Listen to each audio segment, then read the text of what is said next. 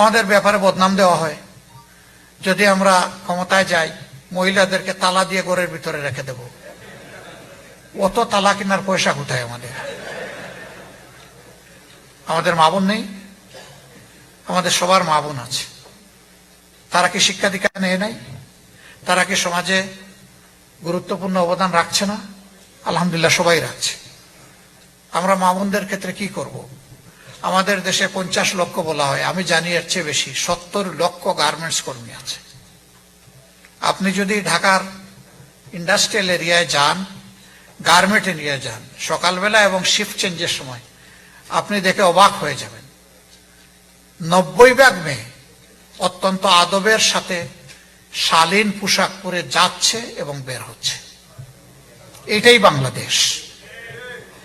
আমরা কি তাদেরকে বলেছি গিয়ে যে তোমরা বুরকা পরো, হেজাব পরো, নেকাব দেও? কাউকে বলি নাই তো। সে তার ইজ্জতের প্রোটেকশনের জন্য এটা নিয়েছে। এখনকার সমাজে আমাদের মা বোনরা নিগ্রহের শিকার হন, বঞ্চনার শিকার হন। তারা কর্মস্থলে গিয়ে তাদের ইজ্জত, তাদের জীবন অনেক ক্ষেত্রেই বিপন্ন হয়। আমরা কথা দিচ্ছি, রাসূল মকবুল সাল্লাল্লাহু আলাইহি সাল্লাম মহিলাদেরকে যুদ্ধের ময়দানে যুদ্ধ করার জন্য নিয়ে গেছেন। আমি তো একটু আগে একজনের কথা বলেছি, আল্লাহ রসুল কোনো যুদ্ধে এমন যাননি যেখানে তার একজন বিবি কমপক্ষে তার সঙ্গী হননি। যুদ্ধের মতো ঝুঁকিপূর্ণ জায়গায় যদি আমাদের মা বোনেরা অংশগ্রহণ করতে পারেন, তাহলে সমাজের কোন জায়গাটা আছে যেখানে তারা অংশগ্রহণ করতে পারবেন না?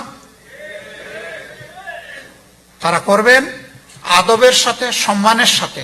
সমাজ বাধ্য হবে দুটি জিনিস তাদেরকে দিতে, নিশ্চিত করতে। একটি তাদের নিরাপত্তা, আর একটি তাদের ইজ্জত। এই দুইটা দিতেই হবে।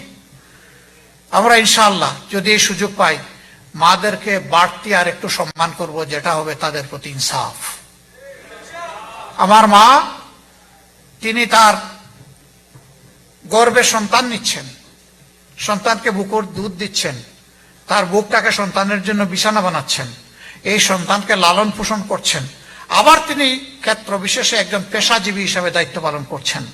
আমারও 8 ঘন্টা, তারও 8 ঘন্টা। এটা কি তার উপর অবিচার নয়? আমরা গেলে ইনশাল্লাহ তাদের কর্মঘণ্টা কমিয়ে দেব, তার সন্তানের হক আদায় করার জন্য এবং মা হিসাবে তাকে সম্মান করার জন্য।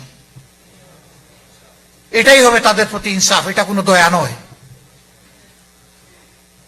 ইনশাল্লাহ আমরা যদি 8 ঘন্টার জায়গায় তাদের জন্য 5 ঘন্টা করি, তাহলে মারা এতই সিনসিয়ার, এতই কমিটেড, তারা চিন্তা করবে যে সরকার, যে দেশ আমাদেরকে এই সম্মান দিয়েছে, আমাদের উচিত 8 ঘন্টার কাজ 5 ঘন্টায় সেরে দেওয়া।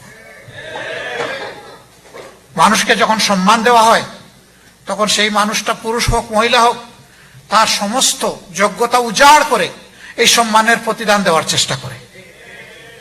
আমরা আমাদের মাদেরকে মায়ের সম্মান দিব ইনশাআল্লাহ।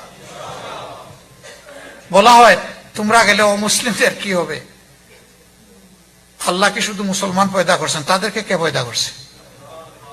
তাদেরকে রিজিক কি আপনি আমি দেই নাকি? কে দেন? আল্লাহ রাব্বুল আলামিন। তো তারা এই দেশের নাগরিক না? তাদের অধিকার আছে না? তাদেরকে আল্লাহ মেধার নিয়ামত দিছে না? যদি তাদের মাঝে মেধা থাকে, সততা থাকে, দেশপ্রেম থাকে, তাহলে সে তার উপযুক্ত জায়গায় যাবে, এটাই তার প্রতি ইনসাফ। যদি কোনো জায়গায় তাকে বার করা হয়, এটা হইলো বেইনসাফ। ভাই, এই দেশে কি মুসলমান বেশি না অন্য ধর্মের মানুষ বেশি? তা আপনি যদি আপনার দেশে মুসলমান হওয়ার কারণে অন্য দেশের মানুষকে বঞ্চিত করেন, তো এইখানে থেকে আপনি কিভাবে আপনার অধিকার চিন্তা করেন? সিম্পল এক্সাম্পল, এই দুনিয়াটা প্রতিহিংসায় ভরে গেছে। এই দুনিয়াকে হিংসা মুক্ত করতে হবে ইনশাআল্লাহ। আমরা কতদূর পারবো আমরা জানি না, কিন্তু আমাদের দৃষ্টি বাংলাদেশের বাউন্ডারির ভিতরে নয়। আমরা মনে করি গোটা মানবতা এক জাত, এক হযরতে আদম এবং এক হযরতে হাওয়ার বংশধর। আমরা একই ব্লাড আমাদের দেহের মধ্যে। শয়তান মাঝখানে ঢুকে সব এলোমেলো করে দিয়েছে। এখন এই শৃঙ্খলায় বিশ্বকে আনতে হবে ইনশাআল্লাহ।